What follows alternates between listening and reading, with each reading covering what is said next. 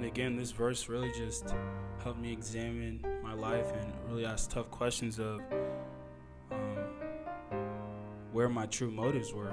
And so one of the things I liked about this verse is that it made it clear that you can't do both. You have to make a decision to either live for God or you'll live for people.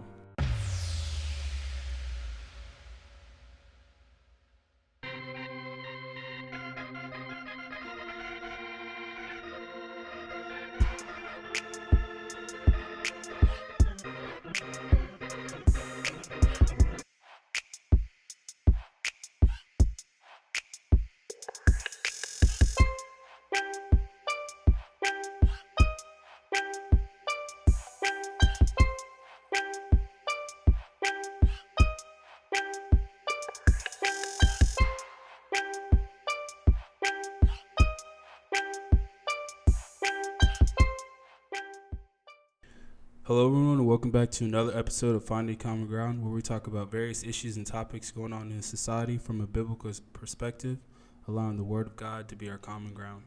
Today's topic is going to be people pleaser, as you guys probably know from the title. And before we get into this, I do want to preface this podcast by saying that we are called to live in peace with everyone, and that we should not go out of our way unnecessarily to cause strife and division. However, many times I feel, including myself, we allow people in society to dictate how we should behave, think, and act, and we don't let the Word of God actually be our standard. And so today I want to focus on certain verses in the Bible that show as Christians we aren't called to be liked all the time, we aren't called to fit in, and we definitely aren't called to just go with the flow and make everyone happy. We're actually called to stand for the truth and be a light in the world. And one of the things I always remember is I was watching this sermon, and he was addressing the fact that if we're believers and we look like just look like everyone else in the world, that's a problem because we're called to be the light. How can we be the light if we fit in with everyone else? And as I was planning for this podcast and trying to figure out which topic I was going to do for this week, I've been studying a lot of apologetics, and I'm reading this book now. One of the chapters I just got to was about the apostles and their eyewitness testimony, and just basically the lives they lived. And one of the things I got convicted about was how these guys were unwavering in their testimony and their devotion to God, to Christ, even in the face of persecution, torture, and eventually death. And one of the things that I noticed was how they never wavered in what they said. They'd be interviewed or interrogated by certain people, telling them to stop witnessing in Jesus' name, stop doing this, stop doing that, and none of them did it, and even at the cost of their lives. And so I felt personally convicted about it, not necessarily with regards to people pleasing, but just not living up to that standard where, regardless of what people think or regardless of what people may say about me, having the boldness to speak the truth in love, but speak the truth nonetheless. And so that's kind of why I wanted to talk about people pleasing and the idea of living for others or society's approval, and just let go of all that and just live by what the Word of God says and stand boldly in that and confidently in that. And another reason I want to talk about that is just because I know in society and certain things going on, they'll say if you say one thing, it's hate speech, or if you do this, you're not loving, or whatever the rhetoric is.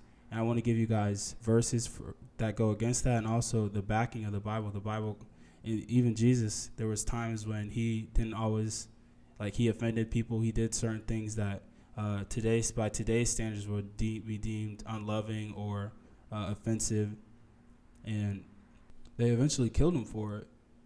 And so this idea that we're somehow unloving if someone has a problem with what we say isn't biblical or accurate, because there's plenty of times where standing up for the truth will have a negative reaction on someone. The Bible says in Hebrew 4 verse 12, "For the word of God is living and active, sharper than any two-edged sword, piercing to the division of soul and of spirit, of joint and of marrow, and discerning the thoughts and intentions of the heart." So it may not be our intention to rile people up or offend them, but speaking the word of God, the truth, will do that. It's unavoidable. So an example of this is when Jesus heals a man in Matthew chapter 12. Jesus was out on the Sabbath performing miracles, and the Pharisees saw him doing this and went up and questioned him and asked him, is it lawful to do work on the Sabbath? Because during this time, working on the Sabbath by Old Testament standards was punishable by death. And so Jesus' reply was, or first thing I want to point out was that this was the norm at the time. Like, working on the Sabbath was wrong and not the quote-unquote politically correct thing to do. But Jesus went against that norm and defied it to heal a person, saying, this is verse 11 to 12, he said to them, if any of you have a sheep and it falls into a pit on the Sabbath, will you not take hold of it and lift it out? So I kind of want to break up these verse 11 and 12 separately. Verse 11, I believe Jesus is calling out the hypocrisy of the Pharisees, right? They're willing to charge him for breaking the law on the Sabbath when they themselves had a certain situation arisen, would have broken it themselves. And the reason I pointed this out is because the same hypocritical attitude is going on today. I do a lot of study with apologetics, and one of the things I've been learning about is objective morality and subjective morality and absolute truth and things of that nature. And one of the things that people accuse Christians of is imposing their morality. Oh, you're imposing your morality on me. Those aren't my beliefs. But the reality is everyone's imposing their morality on you, on someone, right? It's either theirs or ours. The difference is it's not actually our morality, it's God's morality. And so for them, it's just their subjective feelings. And so the reason I pointed that out is the same hypocritical attitude going on today was going on back in Jesus' time as well.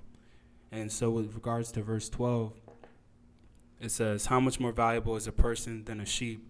Therefore, it is lawful to do good on the Sabbath. And to emphasize, Jesus is not only going against the law at this time, but he's actually saying it's the lawful thing to do. And another way of saying that is he's going against the societal norm.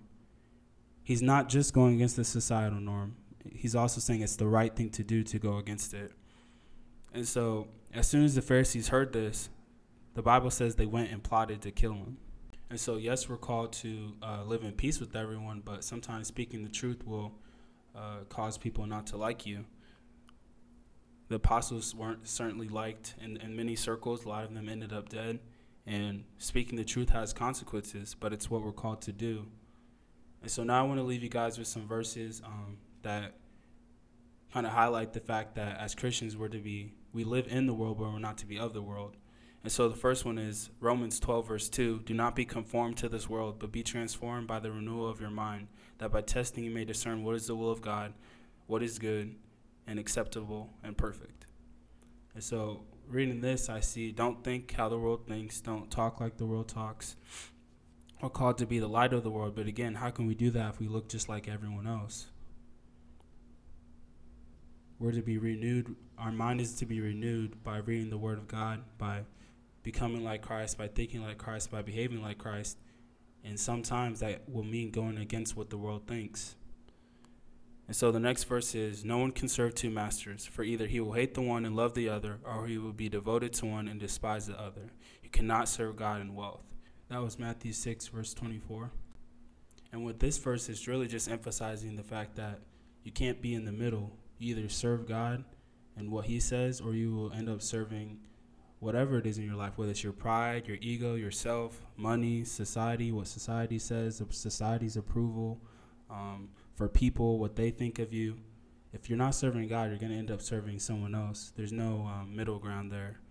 And this next verse really helped me see and open my eyes up to really living for God, or really opened my eyes up to see and ask myself, was I really living for God, or was I living for something else? And that's Galatians 1, verse 10. It says, for am I now seeking the approval of man or of God? Or am I trying to please man? If I were still trying to please man, I would not be a servant of Christ. And again, this verse really just helped me examine my life and really ask tough questions of where my true motives were. And so one of the things I liked about this verse is that it made it clear that you can't do both. You have to make a decision to either live for God or you'll live for people. And I want you guys to know that I'm still working through this myself. I've been in various situations and environments where I've been fearful of saying what I believe and speaking up for what is right, or sharing the truth and what I believe, out of fear of what people may think of me, out of fear of what may happen if I do share this belief. And one of the things that convicted me, like I said earlier, was about the apostles, about how they were willing to die and did die for the truth. And one thing we have to remember about the truth is that it's really what people need. They need to hear the truth. And we have a responsibility to share that in love, and also because it's what they need. And so one of the verses that helped me with this is Matthew 10, verse 28. Do not be afraid of those who can kill the body but cannot kill the soul. Rather be afraid of the one who can destroy both soul and body in hell. And what this verse helped me see, that was Matthew 10, verse 28. What this helped me see is we have a higher obligation to God than we do of anyone on this planet. And what that means is doing the right thing and standing up for the truth regardless of how others may feel about it and regardless of the consequences. And so lastly, I just want to challenge everyone to no longer live on the fence. Don't be lukewarm. Stand boldly for the truth with confidence and conviction, not out of pride or arrogance, but out of humility and love for those who need it. And guys, I'll never forget, there was a time when back in 2016, before I had really started giving my life to Christ, I was talking with someone and I mentioned that I was a Christian, and they had said, "Oh wow, I would have never guessed that you were a Christian if you hadn't told me." And that really just stuck with me and convicted me. And now as I'm doing this topic on the podcast and just throughout the week, I'm just thinking, how many Christians are actually known for their faith? If people were to look at your life, would they know that you're a servant of Christ? Would they know that you are a child of God? Or would they be like me back in 2016, not known for their faith unless you actually tell someone? And on that note, guys, I just want to leave you with the same thing Joshua left the Israelites with when they were God's chosen people, but still trying to worship false idols and still trying to, in modern terms, live the life they wanted, please who they wanted, do what they wanted, live how they wanted. This is what he told them. If it is disagreeable in your sight to serve the Lord, choose for yourselves today whom you will serve, whether the gods of which your fathers served, which were beyond the river, or the gods of the Amorites in whose land you are living. But as for me and my house, we will serve the Lord. Heavenly Father, I pray for everyone under the sound of my voice, Father, that from this day forward, Father, we will serve you. And not just serve you, Father, but serve you with boldness. I think that no longer will we allow people or society to dictate our actions, Father. And I pray that the only approval we are seeking is yours. I pray that regardless of what is going on in society, we will stand for the truth with no fear, for no weapon formed against me shall prosper. In Jesus' mighty name I pray. Amen. As always, guys, thank you for tuning in and listening to another episode. The support means a lot.